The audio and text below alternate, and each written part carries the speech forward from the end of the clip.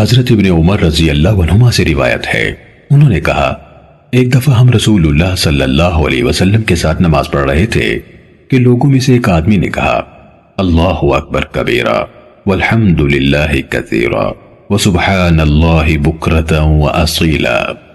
अल्लाह सबसे बड़ा है, बहुत बड़ा, और तमाम तारीफ अल्लाह के लिए है, बहुत ज्यादा, और तस्बीह अल्लाह ही के लिए है, सुबह शाम।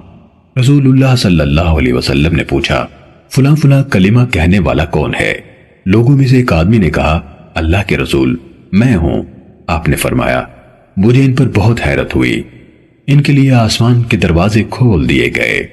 इब्ने उमर रजी अल्लाह अन्हुमा ने कहा, मैंने जब से आपसे ये बात सुनी उसके बाद से इन कलिमात को कभी तर्क नहीं किया। सही मुस्लिम हदीस नंबर 1358।